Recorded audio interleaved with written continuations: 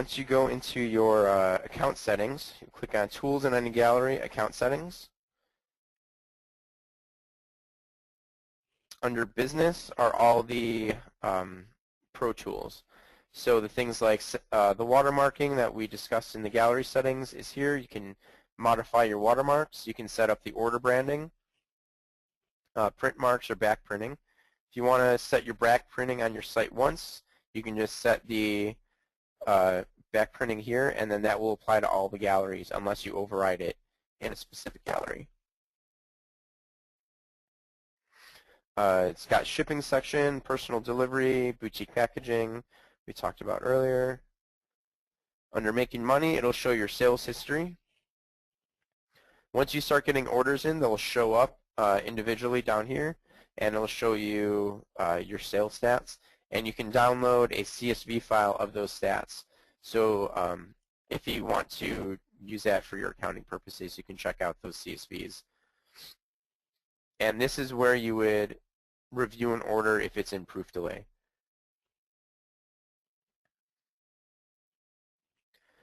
You can access your price list through here. You can create coupons, you can create packages, and you can create events. An event is like a mini site within your SmugMug site. So here, I will create a new one.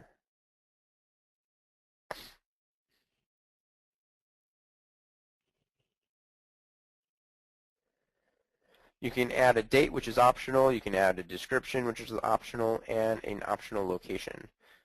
Event settings, you can turn a slideshow on. Let's choose gallery. Let's see.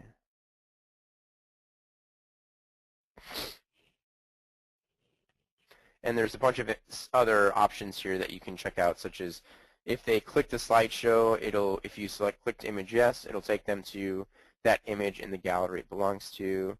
Change the speed. You can add a splash URL. A splash URL is going to be the first image that is always displayed in that slideshow. So you would add the direct URL to the image you want to use. Many pros will use their logo as a splash image so that their logo is the first thing that shows up when that slideshow loads. Click OK. Guest registration. This is the most powerful part of events because it allows you to gather the names and email addresses of those that are accessing this event. Privacy, public or unlisted. You can do a password to the events. The password, if you add a password to the event, you can turn on passworded gallery access. That means if you have, let's say, 5 galleries in an event, that each of those 5 galleries have a different password. Once you're viewing, or if your viewer enters the event password, they will no longer need to enter the individual gallery passwords when they're accessing them through the event itself. Galleries. We can add galleries to it. Just going to add some of the portfolio galleries I have.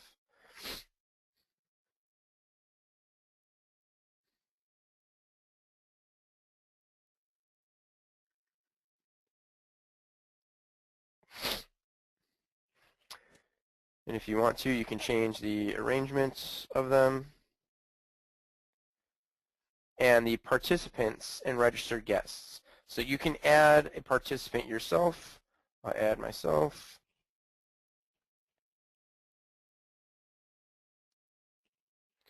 And you can add a note. And then anyone that registers for the events will also be listed here when they register. And I'm going to click Save.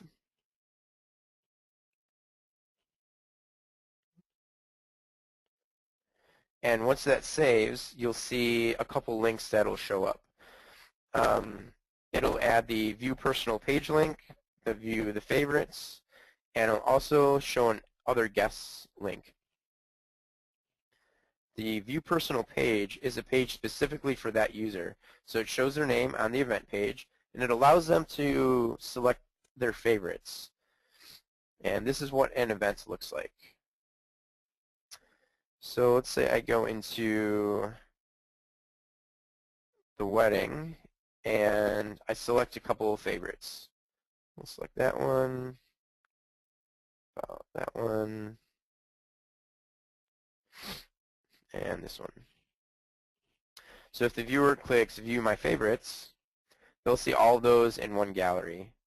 And from the event management page, you can click that View Favorites button and you can access those favorites also. I'm going to switch back to Lightroom really quick because that is actually a very powerful tool of the Lightroom Publish service. Let's see. I'm going to sync the hierarchy again because, oops, sync now.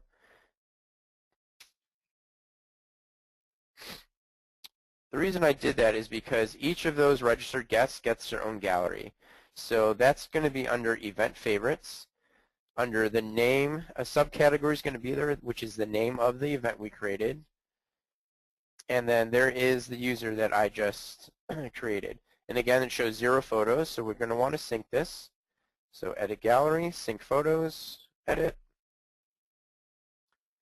And oh, it looks like I don't have any of those images in this catalog. Sorry about that. Let me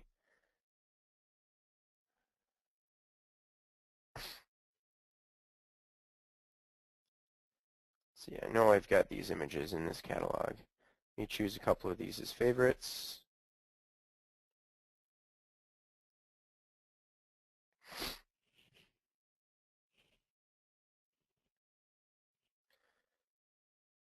So now I'll show all of those images in the favorites. If I go back to Lightroom and I sync it now, it'll show those new ones. I've got a couple conflicts again, so it's going to show me those so I can resolve them.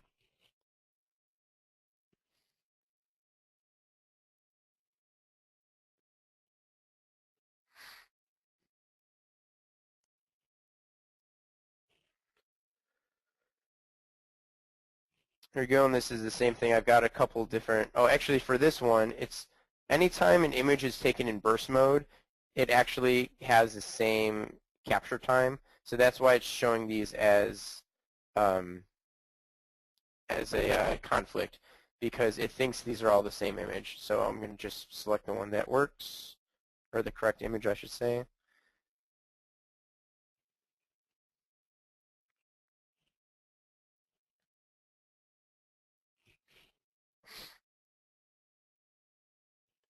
Most times you're syncing, you won't have as many conflicts. It's just that I know I've got some multiple versions of images in here. So that's the correct one, so I'm going to match that. So there you go. And now it shows your client's favorites right in Lightroom. So if you need to maybe edit these or maybe create an album or do something like that, you can easily do that with that client's image selection right in Lightroom. And then if you modify them in here, just click Publish again, and it will replace those modified versions on your SmugMug site. All right, so Mark, we got about 15 minutes left. Are there any questions? Oh, we've got a bundle. Well, I've managed to actually do most of them, and Okay. but I've kept some that I think that we should kind of just go across, if that's okay with you. Sure. Because I think they're kind of applicable to most. I won't go through names and everything else with it. Okay. Just while we're in the Lightroom kind of part there, should we kind of just stay with that for a minute? Sure. There was quite a few kind of questions about, obviously they were seeing you work with raw files and knowing what you were doing with them. I explained that you were developing them, or Lightroom was developing them before publishing, and Yes. quite a few questions were actually going on. Is that the same with what happens with Flickr? Yes. If all of the published services work the same way, where you modify the image in Lightroom through the develop module, and then when you add it to a site such as SmugMug, Flickr, Facebook, wherever, it applies those changes to the raw file as it's exporting it as a JPEG. So basically the way Lightroom works is it's a database-driven program, so that it's not actually modifying your file, when you're in the develop module. It creates a little recipe of the settings that you're using, the exposure, the contrast, all those settings, and it doesn't actually apply it to the image until you export it through the regular file export or through a publish service. That's when it's actually applying those develop settings to the image, and it's only being applied to the output file, so the final JPEG. Your raw files stay unmodified. So the question was then, because it's uploading the processed JPEG file, is it storing the JPEG file anywhere in Lightroom? No, Lightroom does not store that. The reason it doesn't store that is if you go in and develop again, it just creates a new JPEG instead of applying it to that initial JPEG you created. Because that's the power of Lightroom, is you're creating a first-generation JPEG each time you're exporting. You don't want to open a JPEG, edit it, save it, open it, edit it, save it, because each time you do that, you're going to lose quality in that JPEG because it's applying compression every single time you save it. It's a lossy file, isn't it? Yes, exactly. So a first-generation JPEG is high quality. It's once you start opening it and saving it again is when you start running into quality issues. Cool. Will this will it work with Lightroom 3 and 2? It works with the first version it works with is 3.2. So if you have any version of 3, you'll be able to upgrade to the latest version of 3, and you'll be able to use the SmugMug publish service. And the publish service is directly in the publish services of Lightroom 3. So it's there already. All you have to do is click the setup button and authorize your account. Yeah. Can I just say for a minute, for the sake of 69 quid for the new Lightroom 4, it's worth your pennies, really. It's new developed module, and I mean we could go on all day about it. And I'm not even a Lightroom fan, and I kind of tell everybody to do it because obviously it's the new process engine in there as well, kind of thing. But we'll shut up about that. Okay, let's jump back for a minute. Couple of things about. Let's go back to the sales. I know we're jumping all over the place here, but they were coming in all at once. Loxley's, when they're choosing the products in the pricing, now we only use certain of their products at present with it, and I know I'm speaking to SmugMug in US and Loxley's, trying to encourage them to actually expand their product range. But where can you get to see their products that are online? Is there anywhere that you know of as far as the framing, the different kind of styles of frames that they use and so on? Sure. If you go to the SmugMug help pages, help.smugmug.com, if you type in Loxley, you can get to, let's see, here we go. Under Loxley, it has some a description of Loxley, and you click Loxley Catalog, and it will show you all the products we offer through Loxley. Good So that includes the standard prints plus the acrylic window, the fine art wrap, the Illumi prints, edge prints, glacier block wraps, and the box frames. Cool. Thank you for that. I didn't even know that. And all the sizes are here at the bottom. And it's showing me the prices now because I'm logged in. It won't show these prices if your viewer happens to come across this page. And color correction, there is an additional cost for color correction. So you can turn that on or off up here so that you can see the difference in the prices. Okay, I'm going to have to start at the top of my questions here because they're pouring in now. So I was trying to use some organizational part of it and I've fallen apart. Another kind of biggest question tonight was what size file should they upload?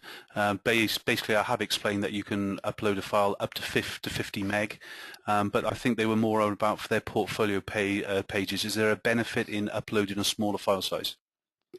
The only benefit is really your upload speeds. So if I go into this gallery, if I've got the larger image sizes viewable, then they'll be able to see it larger. It just really depends on, as far as image quality goes, it can only display up to the size that you upload to us. So if you want to display larger sizes and you've got plenty of bandwidth for uploading, just upload your original size image to us, and we create 8 different display copies. So this is X large. I can go up to X3 large, and that's a it's a large file. And this was created for me on SmugMug from the original size file that I uploaded. It goes down to small. So yeah, I think it was more to do with the usability, you know, for people coming to the site and viewing it. oh yeah, that doesn't matter because we create the 8 different display sizes. So we're actually creating the files that your viewers are seeing anyways. They're not seeing the original size image you uploaded. So we have it optimized, and that's why we have that sharpening section in the gallery settings, so that if you want to modify that sharpening of the display copies, you can do that. But most people, when they see images on SmugMug, they're perfectly happy with how they're displaying. We think we have some of the best display quality on the web. I agree with you on that. We've got a couple of little kind of buggy things to do with that's annoying some of your users already, so we'll kind of come back to those. They're not too bad. Okay. It's more to do with stylization on checkout, so we'll talk about that now in a minute.